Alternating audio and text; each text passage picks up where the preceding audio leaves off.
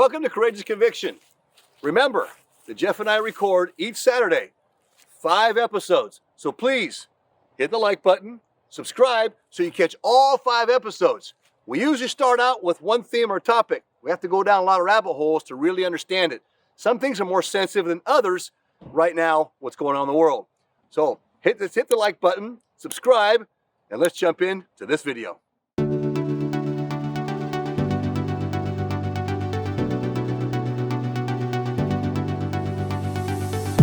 I like that. I like that it's not just about commodities or food.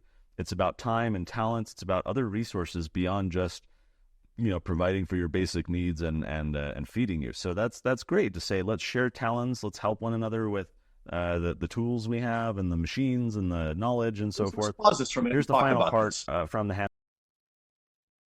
So, and this is the part that I can agree 100% on. I personally am taking the approach that I will, if there's another family in need, then I'll give up once a week. I can fast once a week and still have strength to provide for my family, even protect my family if need be, right? We have to keep all that in mind. As things get worse, as famine increases, crime increases. Remember, our doctrine teaches us that the Nephites got to a point where they could not hold on to any property of their own. They could bury it in the dirt and go back the next day and it would be taken. And you're starting to see that already starting to happen with our inheritance being lost because we've broken our national covenant with our Father in heaven, this land. First book of Second Nephi warns, Lehi warns that people that occupy this land would be invaded by other countries and lose their inheritance. Now, if you will, we sharing our talents, when we study, when we understand things we develop our talents in our careers, our ability to be self-reliant. This is where Boy Scouting needs to be brought back in. And I don't think it should be Boy Scouting. I think you should have Boy Scouting and you should have the same equivalent of Girl Scouting. But I do think you need to separate them out.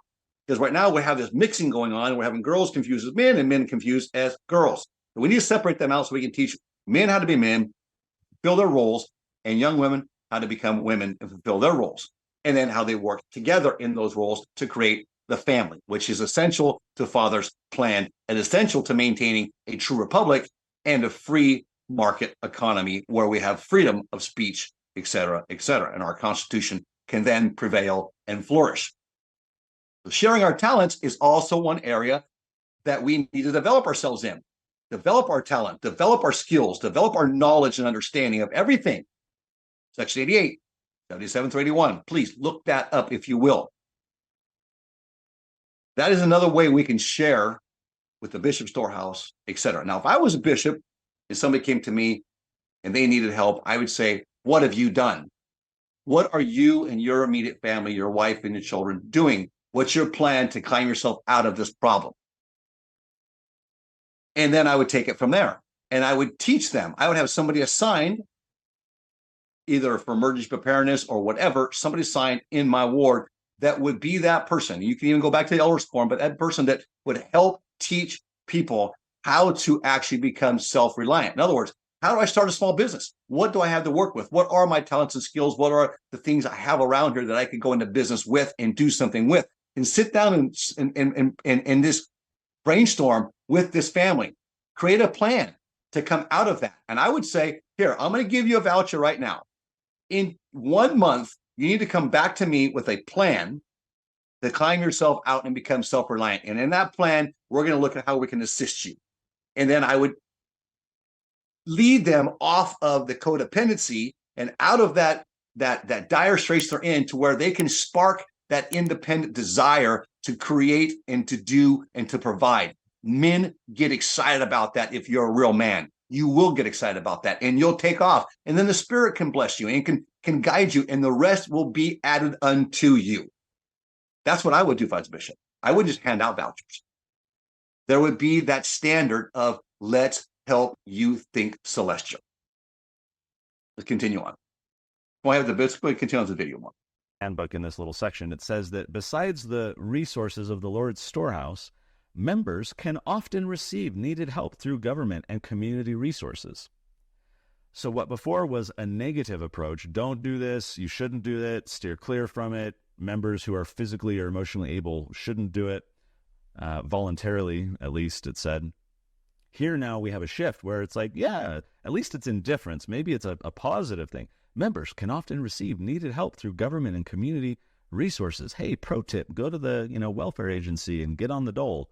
And so this interesting shift now in the handbook, which includes a section later on that says, members strive to meet their basic needs through their own efforts and help from extended family. When this is insufficient, members may need help from other sources, such as, number 1, government and community resources. Number 2, church assistance. I think this prioritization matters. Now, in that other musing, I unpack a lot more of that. You can get more of the context and so forth. But I just want to say in passing, before we get into some of the data and start to answer the question that I asked at the beginning, I find this problematic. This is a huge shift. What before was stated to be a fundamental principle, a doctrinal principle, and so forth, we now have the church as an institution first prioritizing government and community resources for its members, and only then, as a fallback under number 2, church assistance. Stop here for a minute. I want to make a comment here. Okay, so how... Look, those coming across the border right now are coming for government assistance. I've talking to other people, and they're saying, hey, they deal with a lot of Latinos in the food industry, and Jeff was talking about this too. They're not going to work.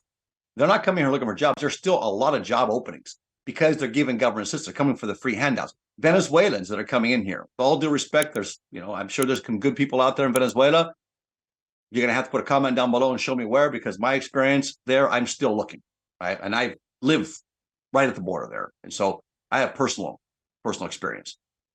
However, most of them, the great majority of them, and I'm sure there's a few good ones out there, but because they've been so conditioned to rely on the government, they're coming here to rely on the government or to take what they can from us. The government's not going to give it to them.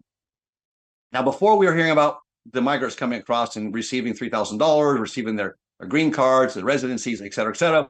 Well, I'm in constant contact with people that are migrating. And recently, this last 2 weeks, the people have come across to where my contacts are.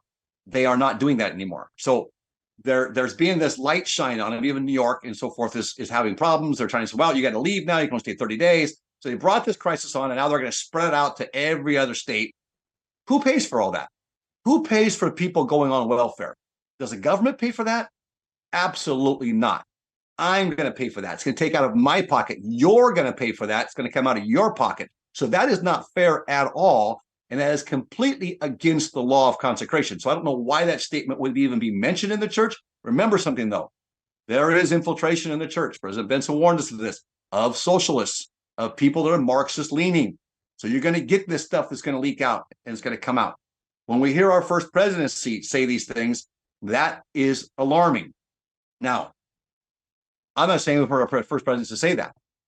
What I am saying this, though, is that if we look at it as, well, we just take government assistance, the government doesn't pay for that. We pay for that. So they're taking that money from us. They're stealing that from us. So if you go to the government, you're taking from everybody else too. And that shows that you don't respect or care for anybody else. And the true republic cannot stand on its own 2 legs if the people think it's okay to take from other people. It doesn't work that way, nor does private property rights. And the government now, to take care of all these poor people that aren't taking care of themselves, or you can say, well, they couldn't take care of themselves. And I don't care where you come from. I lived 20 years in Latin America. I'm sorry. My family's all Latin. I'm sorry. They are able to take care of themselves, even better off than we are, because they still have those fundamental basics of planting a garden and relying on themselves. They've had poverty for so long. They understand poverty. We haven't in America had that poverty. And so what happens is we don't want that and we fear that. So we're okay with having the government do it. Now, does the church's principle really change in this? It cannot, because the doctrine's already been established. So we have a new administration come in, a new presidency come in, church, and you think the doctrine is just going to change? It won't. The Book of Mormon won't change. What's changing is the people's attitude. The people are failing. We are not being prepared. So then, better than die in your sins, go to the government. What was explained to me was this. During the whole lockdown issue, we had a little bit of an issue there. My wife is first counselor in Relief Society, and the whole lockdown issue comes. The Area 70 presidency sends to everybody, here's the government programs, here's the links to government programs, all the members get on the program. And here's the bishop storehouse. The bishop storehouse is not sufficient now in these countries to supply all the members that need food. It was overwhelmed, okay? They were not prepared. And our stake included. And I personally was the person assigned to the stake to prepare them. And I worked day and night to prepare them, and they just wouldn't hear the message. They denied it. Said, oh, that's for the Americans. That's for you guys up there. No, that's the church doctrine. That's everywhere. Well, we're poor. We can't do that. You have gardens. You have an area set aside all the time, and you work as a family community, especially Native communities. They work together. This is an individual thing. They had a lot of opportunities to do it. They just chose not to. Laziness, apathy. That's the truth. Sorry to say it that way, but that is the truth. Here's what takes place. If we allow on the government, we raise inflation. Is that government spending? Look what's happening right now. Look what just took place. This is a perfect example of why we should not rely on the government. Look what's happening to our economy now, what we've suffered, and what's going to come down the road because of everything just given away, all this free money given away to help people because they couldn't provide for themselves and they weren't prepared. When a major lockdown, a government lockdown takes place and takes away our freedom and ability to provide for ourselves, what happened? We went to the government, and now we're all going to pay the price, and our children, our grandchildren, and our great-grandchildren are going to suffer because we were not prepared. That's sad, and I'm not going to let that happen to my family. I don't know about you. You can put your comments down below what you're going to do to prepare so your children and your grandchildren and your great-grandchildren do not have to suffer and do not go to the government. It's a bad habit. The doctrine was established. I thank you for being with us on Courageous Conviction. Remember, there's 5 episodes each week that we put out. We have to go down a lot of rabbit holes, so stay with us, hit the thumbs up, subscribe, and don't miss tomorrow's episode on Courageous Conviction.